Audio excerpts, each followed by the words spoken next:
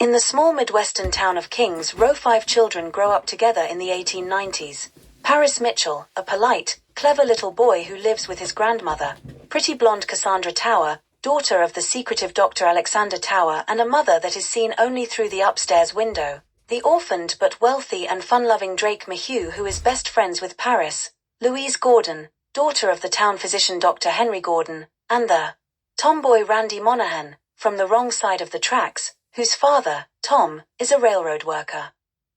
Paris is both friends with and drawn to Cassandra, whom the other children avoid because her family is strange. They play together regularly. The boys are best friends, and Randy plays with the boys sometimes as well.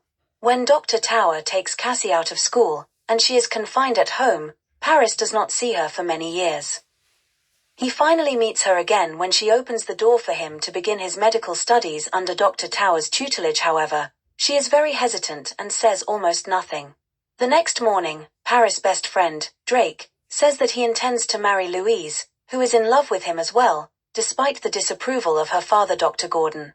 Louise, however, refuses to defy her parents and will not marry him. As Paris continues his studies with Dr. Tower, Paris and Cassie begin a secret romance, seeing each other at Drake's house. But he and Dr. Tower have a good relationship as well. Dr. Tower has interested Paris in psychiatry, which he intends to study in Vienna. Paris' grandmother becomes ill from cancer and dies as he is about to go overseas for medical school. Paris wants to marry Cassie after he returns from his training. One night Cassie comes desperately to him, begging him to take her with him. When Paris hesitates, she runs back home. The next morning, Drake learns that Dr. Tower has poisoned Cassie and shot himself, and has left his entire estate to Paris. Paris finds Dr. Tower's notebook, which showed that he killed Cassie because he believed he saw early signs that she might go insane like her mother, and he wanted to prevent Paris from ruining his life by marrying her, just as Tower's life had been ruined by marrying Cassie's mother.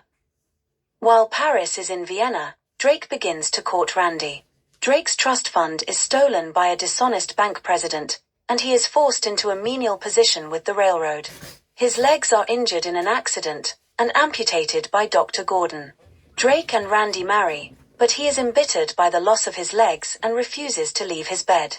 Paris exchanges letters with Randy, who tells her how she might best support Drake emotionally. Paris allows them to move into the Towers estate. They decide to start a business with borrowed money, building houses for working families. Paris returns from Vienna to Kings Row to see Drake. But, when Paris suggests they build a home in their own development, away from the railroad tracks and sounds of the trains that plague Drake, he becomes hysterical and makes Randy swear to never make him leave the room.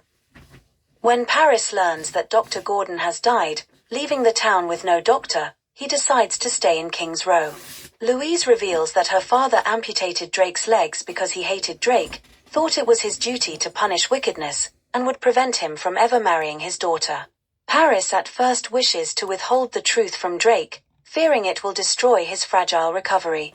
He considers confining Louise to a mental institution, even though she is not insane, to prevent the truth from being revealed to Drake and the community. When out walking, he sees what appears to be an apparition of Cassie by the pond the two used to go to. It is Elise, who has moved into his childhood home with her father. Paris grows close to them both, and discusses the problem regarding Louise with Elise. She persuades him to treat Drake like any other patient rather than his best friend.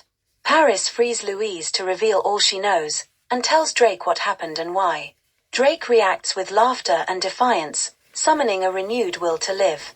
Clear of conscience and reinvigorated as a fledgling psychiatrist, Paris rushes to his former home and into Elise's arms.